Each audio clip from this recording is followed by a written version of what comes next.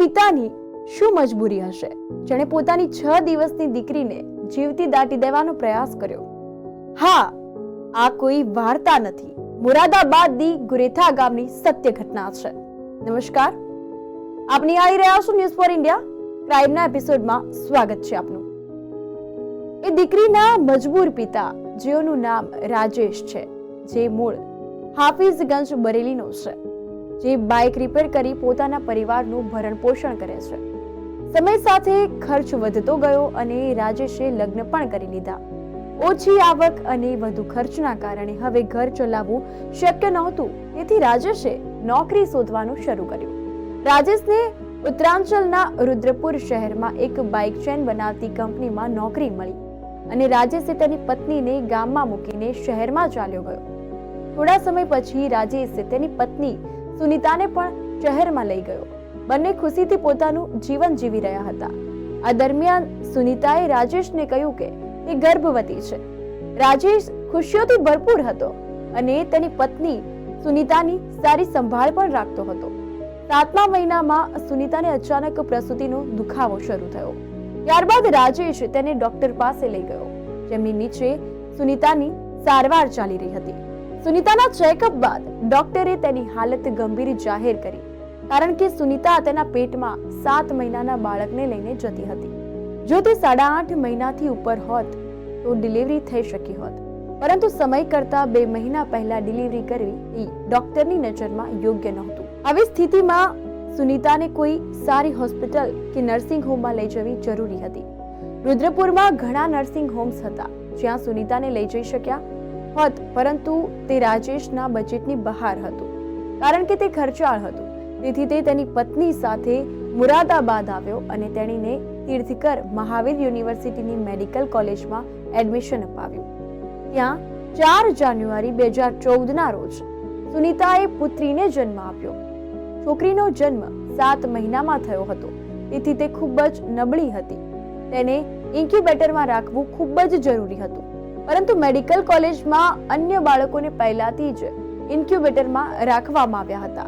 આવી સ્થિતિમાં મેડિકલ કોલેજના joint director doctor Vipin Kumar જૈને રાજેશને સલાહ આપી કે તેઓ તેમની દીકરીને કોઈ અન્ય નર્સિંગ હોમ કે હોસ્પિટલમાં અથવા તો દિલ્હી લઈ જાય, કારણ કે બાળકની તબિયત સારી નથી. બીજી તરફ આવી નબળી છોકરીને જોઈને વોર્ડમાં દાખલ દર્દીઓના એટેન્ડન્ટ્સે રાજેશને તેના ચહેરા પર જ કહ્યું કે આ છોકરી બચશે નહીં, અને જો બચી જશે તો પણ તે આખી જિંદગી અપંગ જ રહેશે.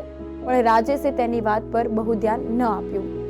દીકરીનો જીવ બચાવવા રાજેશ તેને મુરાદાબાદની સાઈ હોસ્પિટલમાં લઈ ગયો.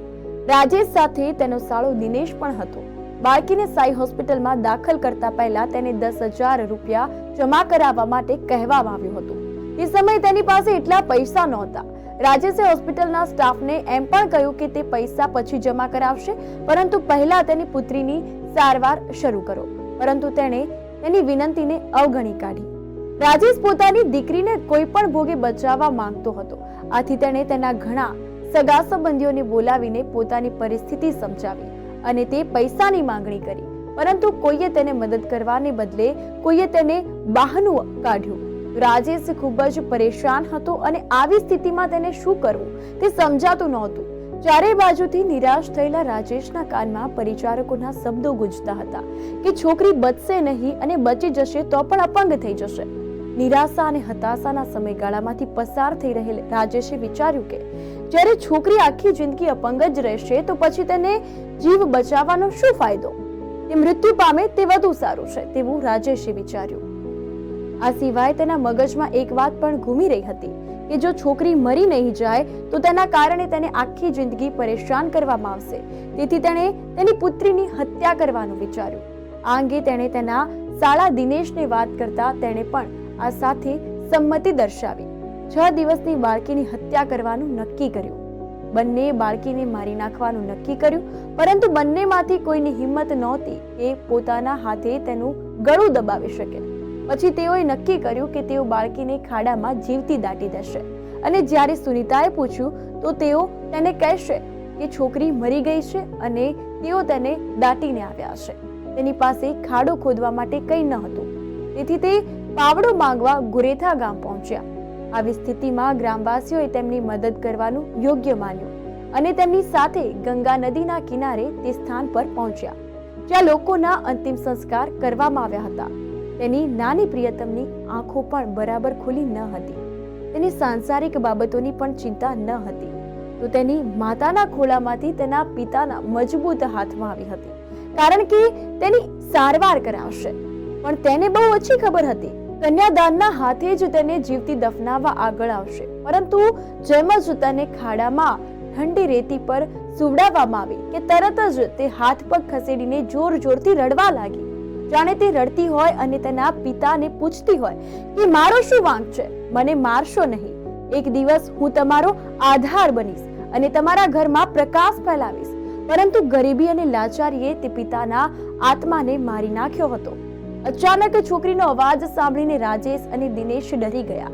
તેઓ વિચારવા લાગ્યા કે જો તે 2 મિનિટ વધુ રડી ન હોત તો કામ થઈ ગયું હોત. બંને ભૂલી ગયા હતા કે વડીલોએ સાચું કહ્યું હતું કે બાળકો ભગવાનનું સ્વરૂપ છે અને તેમને મારી નાખવું કોઈના હાથમાં નથી. બાળકીના રડવાનો અવાજ સાંભળીને ગામ લોકો ચોંકી ગયા. પોલીસને બોલાવીને બંનેને પોલીસે હવાલે કર્યા. બાળકીના રડવાનો અવાજ સાંભળીને ગામ લોકો ચોંકી ગયા હતા અને પોલીસને બોલાવીને બંનેને પોલીસને હવાલે કર્યા. પોલીસે બાળકીને તીર્થકર મહાવીર યુનિવર્સિટીની મેડિકલ કોલેજમાં દાખલ કરાવી હતી. ત્યાં તેને ઇન્ક્યુબેટરમાં રાખવામાં આવી હતી. ત્યારબાદ તેની તબિયતમાં પણ સુધારો થવા લાગ્યો, જે પછી તે બંનેની પોલીસે પૂછપરછ કરી અને કોર્ટમાં રજૂ કરીને જેલના હવાલે કર્યા હતા. બીજી તરફ સુનિતાને ખબર નહોતી કે તેણીએ જે બાળકીને જન્મ આપ્યો તેની હત્યાનો પ્રયાસ કરનાર તેનો પતિ અને તેનો ભાઈ જેલમાં છે. જ્યારે વિસ્તારના લોકોને પિતાના યમરાજ બનવાની ખબર પડી તો તેઓએ બાળકીના લાંબા આયુષ્ય માટે પ્રાર્થના કરવાનું શરૂ કર્યું. બાળકીની સારવાર માટે ઘણા લોકોએ હોસ્પિટલમાં પૈસા જમા કરાવ્યા, પરંતુ 1 અઠવાડિયા પછી બાળકીનું હોસ્પિટલમાં મૃત્યુ થયું. જો કે અહીં એક વાતનો ઉલ્લેખ કરવો જરૂરી છે કે રાજેશનો ઈરાદો તેની પુત્રીને મારવાનો ન હતો, પરંતુ તે તેની સુરક્ષા માટે જ તેને મેડિકલ કોલેજમાં લાવ્યો હતો અને મેડિકલ કોલેજના ડોક્ટરની સલાહ પર તેણે ઘણી હોસ્પિટલોની મુલાકાત પણ લીધી હતી. તેની પુત્રી સાથે તેની મજબૂરી એ હતી કે તેની પાસે સારવાર માટે પૈસા નહોતા અને જેમની પાસે તેણે મદદની અપીલ કરી હતી તે બધા જ સગા સંબંધીઓએ પણ મોં ફેરવી લીધું હતું. તેના કારણે તે નિરાશ અને હતાશ થઈ ગયો હતો. હોસ્પિટલના વોર્ડમાં દર્દીઓના એટેન્ડરોએ રાજેશના મનમાં યુવતી વિશે ખોટી માન્યતાઓ ભરી દીધી હતી. આ માન્યતાઓએ તેમને યમરાજ બનવા પર મજબૂર કર્યા.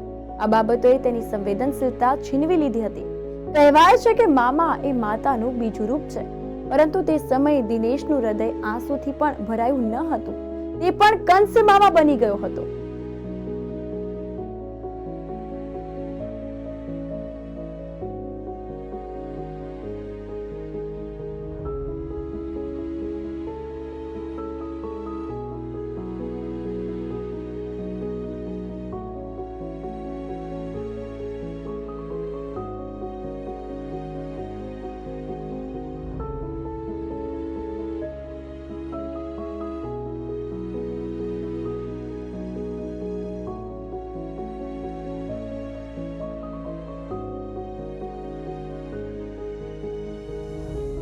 આનું ઉદાહરણ એ છે કે જ્યારે 1990માં દર 1000 પુરુષોએ 906 સ્ત્રીઓ હતી, 2005માં દર 1000 પુરુષોએ માત્ર 836 સ્ત્રીઓ હતી.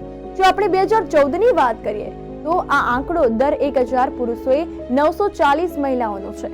એમ કહી શકાય કે લોકોમાં ઘણી હદે જાગૃતિ આવી છે અને ભ્રૂણ હત્યાનો ગ્રાફ નીચે આવ્યો છે. એ આનંદની વાત છે, પરંતુ આ બાબતને જોતા એવું લાગે છે કે આપણે હજુ પણ પુરુષોની વિચારસરણી બદલવાની જરૂર છે. તો આવા જ નવા કિસ્સા સાથે આપણે ફરીથી વાત કરીશું. ત્યાં સુધી આપ જોડાયા રહો ન્યૂઝ ફોર ઇન્ડિયા સાથે. નમસ્કાર.